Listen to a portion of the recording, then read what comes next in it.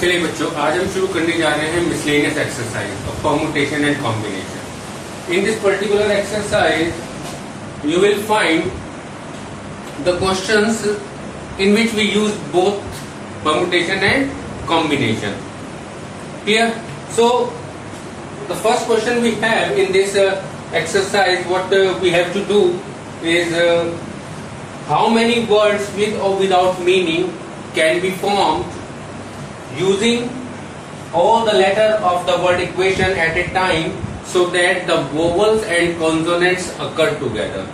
यानी कि हमें इक्वेशन वर्ड से जो लेटर है उनसे ऐसे वर्ड बनाने हैं जहां पर कॉन्सोनेंट एक साथ आए और वोवल्स एक साथ आए। अब देखिए, ये आपका क्वेश्चन नंबर 2 है एक्सरसाइज में।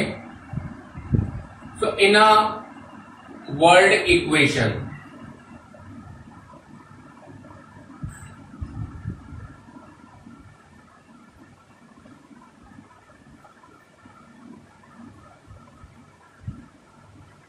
there are 5 consonants, that is A, E, sorry, 3 consonants, that is Q, T and N, and 5 consonants, that is A, E, I, O, U. Now what we have to do, we have to form the numbers, we have to form the words in which vowels and consonants occur together. So how to do it? Now let us consider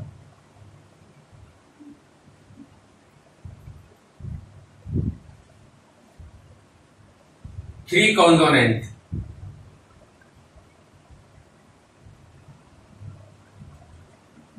as a letter X and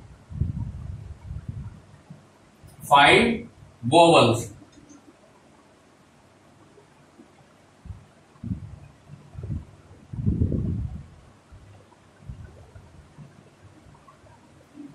as a single letter Y.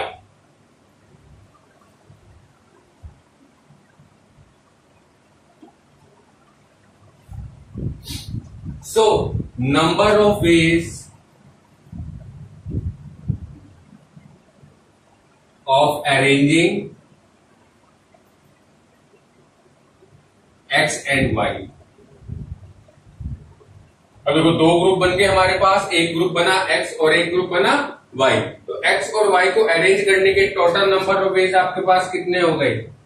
Factorial 2, either XY और YX, that is 2। Now number of ways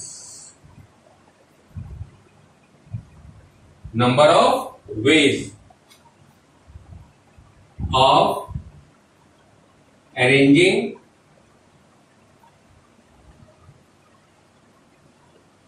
letters of X। अब देखो, हमने 3 consonant को X माना हुआ है, यानी कि X जो ग्रुप है हमारे पास उसके अंदर टोटल कितने एलिमेंट है? 3, Q, T एंड N। तो इन 3 एलिमेंट्स को हमें अरेंज करना है। तो 3 एलिमेंट्स को अरेंज करने के बेस कितने हो गए? Factorial 3, that is 6। Similarly number of ways of arranging letters of Y। अब लेटर्स ऑफ Y, अब लेटर ऑफ Y देखो, Y में कितने मेरे पास लेटर है? 5, A, E, I, O and U। So it can be arrange in factorial 5 ways, that is 5 4 जा 20, 3 जा 60, 2 जा 120। तो इसका मतलब टोटल नंबर ऑफ वर्ड्स कितने बने? नंबर ऑफ रिक्वायर्ड वर्ड्स कितने हो गए? Multiplication principle, that is 2 into 6 into 120।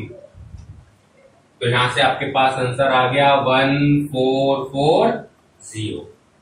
This is the solution of this question. तो it means we can form 1440 words in which all 5 consonants and 5 vowels and 3 consonants occur together. Done. Next question we have.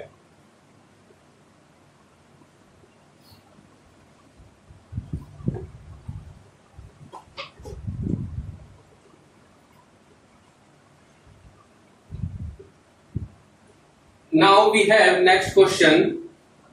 Question number 7.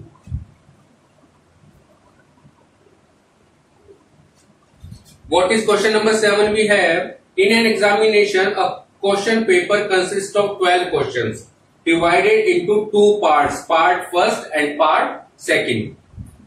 It containing 5 and 7 questions each in each part. मतलब part 1 में 5 question है, part second में 7 questions हैं. A student is required to attempt 8 question in all, selecting at least 3 from each. हमें total बेटे 8 question करने हैं और हर एक पार्ट से, यानी पार्ट ए या पार्ट फर्स्ट या पार्ट सेकंड से हमें 3 क्वेश्चन कम से कम करने ही करने हैं। ठीक है ना, 3 से कम हमें किसी भी सेक्शन से नहीं करने हैं। अब देखिए, अगर इसको हमें टेबल के थ्रू समझे क्वेश्चन को, तो देखिए हमारे पास 2 पार्ट है, part first, part second. Part first में हमारे पास टोटल क्वेश्चंस हैं 5 और पार्ट सेकंड में हमारे पास टोटल क्वेश्चन है 7 and we have to do 3 parts from each section and total question we have to do 8. So there is a number of ways we have.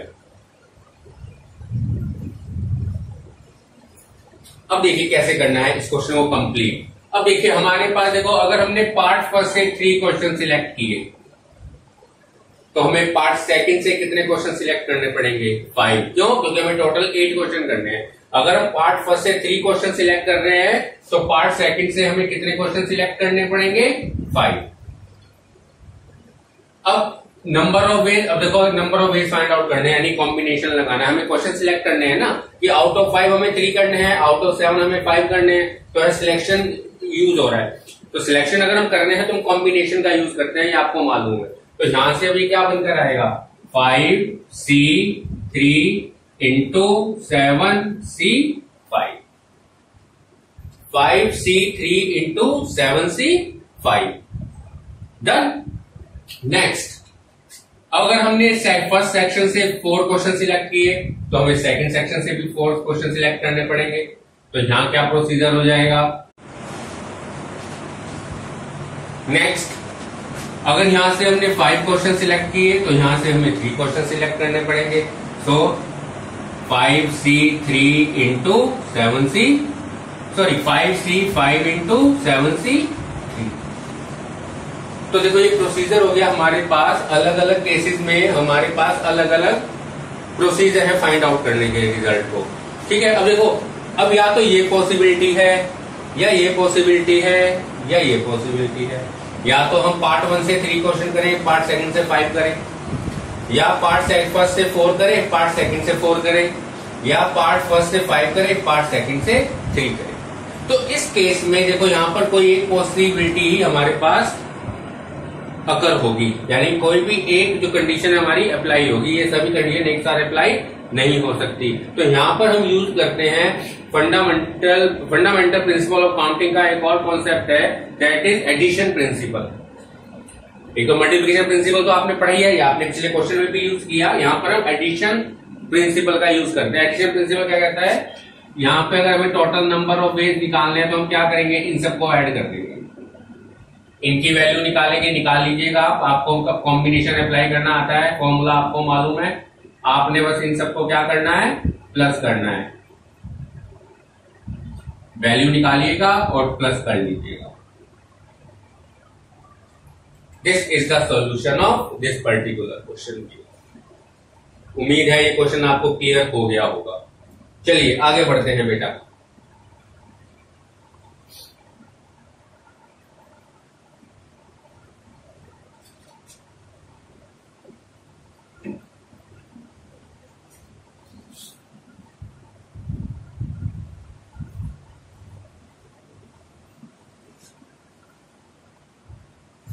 चलिए, हमने बीच में question छोड़ दिया था स्पेस की वजह से, अब मैं कर रहा हूं उस question number 3। A committee of 7 has to be formed from 9 boys and 4 girls। देखो हमारे पास टोटल नंबर ऑफ बॉयज है 9, टोटल नंबर ऑफ गर्ल्स हैं 4, और हमें एक कमेटी बनानी है 7 लोगों की। अब उसमें वो देखो कंडीशन अप्लाई करता है कि जो 7 लोगों की टीम बननी है वो कैसे बननी है। In how many ways can this be done when the committee consist of know exactly 3 girls. एक केस क्या है कि टीम में एग्जैक्टली 3 गर्ल्स होनी चाहिए। चलिए शुरू करते हैं एग्जैक्टली 3 गर्ल्स का कॉन्सेप्ट। पहले तो नंबर ऑफ बॉयज कितने हैं आपके पास? नंबर ऑफ बॉयज हैं आपके पास 9, और नंबर ऑफ गर्ल्स आपके पास हैं 4, और आपने 7 लोगों की बेटा टीम बनानी है। अब देखिए कैसे करेंगे। ये आपका सीरियल नंबर आ गया, यहां आपके नंबर ऑफ बॉयज आ गए, यहां नंबर ऑफ गर्ल्स आ गई, और यहां नंबर ऑफ बेबी। आपका फर्स्ट केस है बेटा एग्जैक्टली 3 गर्ल्स। अब हमें टीम में एग्जैक्टली 3 गर्ल्स चाहिए। अब जब एग्जैक्टली 3 गर्ल्स चाहिए तो बिल्कुल सिंपल क्वेश्चन हो गया, यहां टेबल बनाने की आपको जरूरत ही नहीं है। चलिए एग्जैक्टली 3 गर्ल्स। अब देखिए एग्जैक्टली 3 गर्ल्स चाहिए आपको, तो it means number of ways of selecting 3 girls from 4। तो नंबर ऑफ वेज क्या होगा बेटा? 4 C 3। अब बाकी क्या कौन बचा? अब हमें 7 लोगों की टीम बनानी है। 7 लोगों की टीम में से हम 3 गर्ल्स ऑलरेडी सिलेक्ट कर चुके हैं। अब हमें क्या सिलेक्ट करना है? 4 बॉयज सिलेक्ट करने हैं। 4 बॉयज सिलेक्ट करेंगे किस में से? 9 में से। तो number of ways of selecting 4 boys from 9, that is 9C। तो total number of required ways क्या हो गए? Number of required ways 4C3 into 9C4। देखो यहां में मल्टीप्लाई किया, क्यों किया? हमें क्योंकि गर्ल्स भी चाहिए टीम में और बॉयज भी चाहिए, तो इसे मल्टीप्लाई किया गया है। तो 4C3 इंटू 9C4। अब सेकंड केस बेटा, ये तो फर्स्ट पार्ट था आपके क्वेश्चन का। सेकंड पार्ट में वो क्या कहता है कि एट लीस्ट 3 गर्ल्स होनी चाहिए टीम के अंदर। कम से कम 3 गर्ल तो हो ही, 3 से ज्यादा भी हो सकती हैं। अब देखें यहां पर हम क्या करेंगे, number of boys, number of girls and number of veg. अब नंबर ऑफ बॉयज अगर आपने देखो एटलीस्ट 3 गर्ल्स का केस है हमारे पास। अब एटलीस्ट 3 गर्ल्स का मतलब कम से कम 3 लड़कियां टीम में होनी चाहिए। हो सकता है 3 से ज्यादा भी हो सकती है, तो 4 की पॉसिबिलिटी भी बन सकती है। अब 5 की नहीं बन सकती। क्यों नहीं बन सकती 5 की? क्योंकि हमारे पास गर्ल्स ही 4 है। मैक्सिमम नंबर ऑफ गर्ल्स ही हमारे पास 4 है, तो या तो 3 होंगी गर्ल्स, या टीम में गर्ल्स 4 होंगी। अब अगर गर्ल्स 3 हैं तो बॉयज कितने होंगे? 4। और अगर गर्ल्स 4 हैं तो बॉयज कितने होंगे? 3। बस अब इनका सिलेक्शन का क्या है, देखिए टोटल 9 बॉयज हैं, तो 9C4 into 4C3, 9C5 into 9C3 into 4C4। अब यहां से आप total number of required ways निकाल सकते हैं। दोनों को यहां ऐड करेंगे, क्योंकि या तो टीम में 3 लड़कियां हो सकती हैं या टीम में 4 लड़कियां हो सकती है, 4 गर्ल्स हो सकती है। तो ये है बेटे आपका क्वेश्चन नंबर 3 करने का प्रोसीजर। इसका थर्ड पार्ट आप अपने आप करेंगे। वहां पर कहा गया है एट मोस्ट 3 गर्ल्स। अब एट मोस्ट का मतलब समझ लो कि ज्यादा से ज्यादा आप टीम में 3 लड़कियां रख सकते हैं। हो सकता है आप 2 रख लें, हो सकता है आप 1 रखें, हो सकता है आप टीम में कोई भी गर्ल को सिलेक्ट ना करें। तो there are 4 possibilities we have, either 3 girls, 2 girls, 1 girl और नो गर्ल, ठीक है ना। तो यहां पे टोटल 4 आपके स्टेप आएंगे। तो 4 में से आप इनको सिलेक्ट करके फिर उनको ऐड कर लेना। तो ये क्वेश्चन आप अपने आप कंप्लीट करेंगे। अब देखिए आपका लास्ट क्वेश्चन जो मैं करवाने जा रहा हूं, बाकी क्वेश्चन आपने करने हैं। क्या है हमारे पास क्वेश्चन नंबर 10। देखिए क्वेश्चन नंबर 10 में क्या है, टोटल 25 स्टूडेंट्स हैं और हमें 10 लोगों को एक्सकर्जन पार्टी के लिए ले जाना है। एक्सकर्जन पार्टी का मतलब होता है एजुकेशनल टूर के लिए ले जाना है। तो आउट ऑफ 25 10 फ्रेंड्स को हमें 10 लोगों को 10 स्टूडेंट्स को हमें एजुकेशनल टूर के लिए लेके जाना है। तो होता क्या है कि there are 3 student who decided that either all of them और none will join the excursion tour. यानी कि 3 फ्रेंड्स ऐसे हैं जो कहते हैं कि या तो हम तीनों ही जाएंगे या हम तीनों में से कोई नहीं जाएगा। तो ऐसे में टोटल नंबर ऑफ पॉसिबिलिटी कितनी बन सकती है सिलेक्शन की, ये हमसे सवाल पूछा जा रहा है। अब देखिए यहां क्या केसेस है। पहला केस है इफ 3 फ्रेंड्स 3 स्टूडेंट्स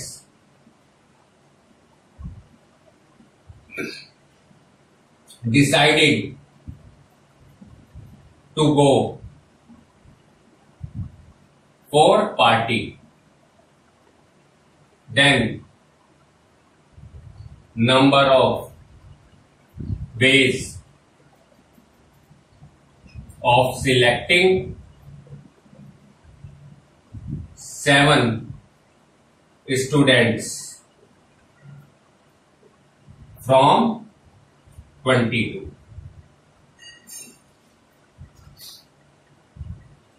अब देखिए आप मैंने क्या क्यों लिखा 7 फ्रॉम 22, ये ऐसा क्यों लिखा मैंने। देखिए 25 स्टूडेंट हैं, 3 स्टूडेंट ने डिसाइड कर लिया कि हमें तो जाना ही जाना है पार्टी में। अब हमने उन 3 को अलग बिठा दिया, ये तो 3 जाएंगे ही जाएंगे। तो आउट ऑफ 25 हमारे पास जो सिलेक्शन के लिए रह गए स्टूडेंट्स वो कितने रह गए 22। टोटल ले जाने हैं 10, 3 ऑलरेडी डिसाइड कर चुके हैं कि वो जा ही रहे हैं। तो जो बाकी जो रह गए कितने रह गए 7। तो इसलिए हमने कहा कि number of ways of selecting 7 students from 22, that is 22C 7 ways. लेकिन अगर बट नन ऑफ देम, जो वो 3 फ्रेंड्स हैं आपस में, none of them join the party,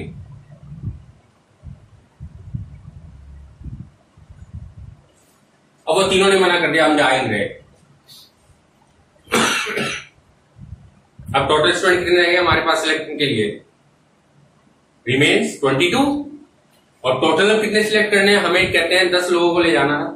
तो 10 के 10 किसमें से आएंगे, उन 22 में से आएंगे। So number of veg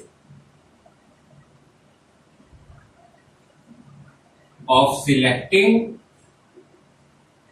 10 from 22 students,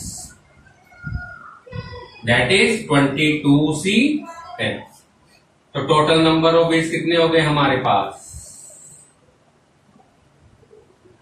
अब देखो या तो ये पॉसिबल है या ये पॉसिबिलिटी है, दोनों एक साथ तो हो नहीं सकते, ठीक है ना। तो यहां क्या करेंगे, हम ऐड करेंगे।